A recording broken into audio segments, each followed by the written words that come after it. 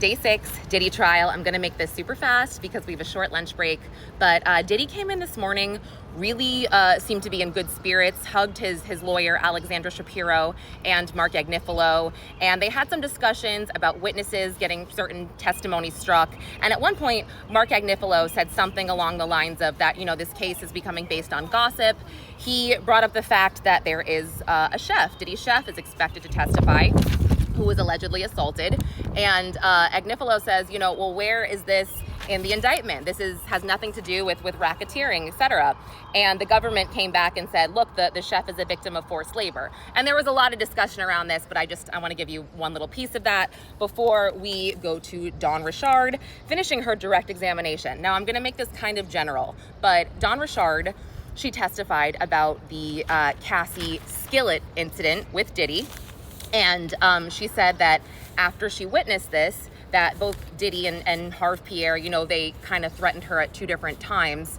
And one of the last things Diddy had said to her, according to Dawn Richard, was, if you tell, people go missing.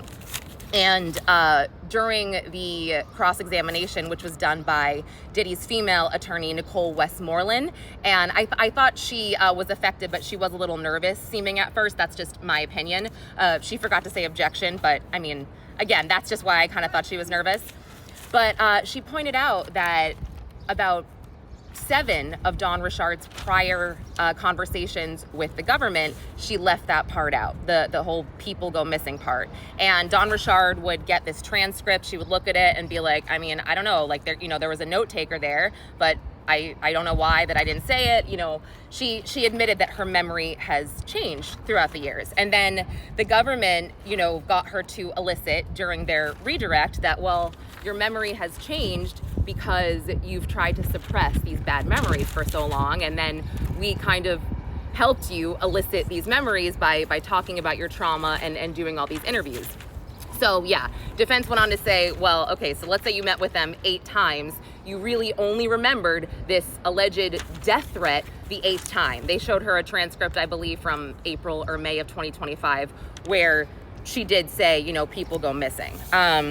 They also called her out, the defense called her out on another, statement from her civil lawsuit where she had described Diddy pulling Cassie out of a car by the hair and dragging her onto the grass, and a lot of people saw.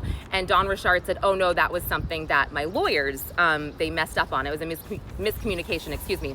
And then the government got, during their redirect, to say, well, you were actually thinking of another violent incident, so it wasn't completely made up. Let's see what else. So Dawn Richard talked about how, she worked with Diddy from 2004 to 2009 with Danny Kane, and then 2009 to 2011 on the Dirty Money Group. And she left in 2011, and she described, Diddy would call her on FaceTime sometimes to check in, and Dawn said, the best thing to do to kind of, keep him at arm's length or keep him happy was just be nice and polite and cordial. Well, the defense kind of got up there and said, well, didn't you call him and try to work with him after that? And she, at that point was forced to say yes. And so she did, reach out and initiate communication several times first. And then the government, when they did their redirect, they got it out of her that she only reached out to him because of Kalena Harper, essentially, and Kalena wanted her to. And then it got a little spicy with Nicole Westmoreland and Dawn Richard at one point. Sorry, my papers.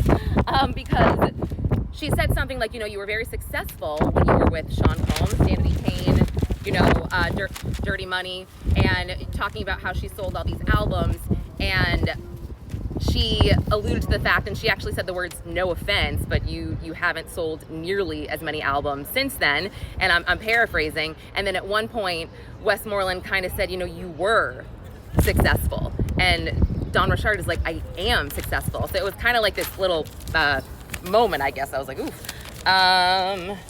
And then, they talked about how she filed a civil suit after Cassie. And I was a little surprised that Dawn Richard didn't really seem to know much about her civil suit, what her attorneys wrote in it. She really seemed to not, I don't want to say she was elusive because she really seemed to genuinely not know. I want to make sure I didn't. Oh my gosh, I'm almost forgetting. A crazy celebrity name was dropped today. Oh my gosh, I can't believe. There's so many notes, I almost forgot. Usher. Dawn Richard said that Usher witnessed Diddy punch Cassie in the stomach at a dinner in LA. And there was another, Jimmy Ovine was mentioned. And I think there was a Neil something. I didn't quite get this, so maybe look out for that name. But Dawn Richard said that they were at this dinner in LA and this is who was in attendance, and Diddy punched Cassie in the stomach, and then she left and she was like embarrassed, and then he kind of like choked her or something on the way home. But yeah, she said Usher was there. So I'm assuming Usher saw this. We don't know if Usher saw it with his own eyes, but he was at this dinner. And the government also made a point after all of these questions. The government would say something, or about the violence or whatever, the government would say, well, who of Diddy's employees were there? They would always want to know which employees were there, if any, and there always was a bodyguard, assistant, whatever, present. She also testified about this drug dealer named One Stop, who would sell Plan B and birth control and come to the studio, and she also corroborated Diddy's LV med bag that he kept his drugs in. And she testified that Diddy wore a gun in his back pocket and that scared her. Then the defense came up and said, how many times did you see this gun? Basically insinuating that, you worked with him for over a decade. You only really saw this gun 2 or 3 occasions that she testified. And then they said, did you see him take it out? Did you see him wave it around? Did he threaten you with it? And she said no. Defense ended their cross, or their recross, I should say, just by asking Dawn what she wanted out of the civil suit. And Dawn, she would say, she wants justice. She wants to be compensated for the work she did with Diddy. And they'd be like, okay, so you want money? And then she was like, yes. I think she was like, done, I'm done. And then we saw the start of Kerry Morgan's testimony. Kerry Morgan is Cassie's friend, her former best friend, a model. They were friends from 2001 to 2018. And this is the friend that Diddy allegedly hit over the head with a wooden hammer. Oh my gosh, I have to hurry up. And okay, so I'm gonna make this general for now because I'm gonna make another video later. But Kerry Morgan testified that there was an incident where, there's a couple. There was an incident in Jamaica where Diddy got mad at Cassie for taking too long in the bathroom. And, when she came out, they went to the hallway. They rented this house in Jamaica, and Cassie let out some guttural screams. She described them as guttural and terrifying. And they ran away and hid in a ditch for what quote, felt like hours. I'm trying to think. I think I wrote that down with Cassie. They hid behind a tractor. I'll have to double check that. But also, just really quick, last thing before I run for now, and I'm sure I forgot things, but I'll go back later. But last thing, Kerry Morgan was at Cassie's house during the 2016, after the beatdown at the Intercontinental. She describes Cassie coming home with the hood, a black eye, puts her bags down, basically, and said that Cassie was kind of despondent.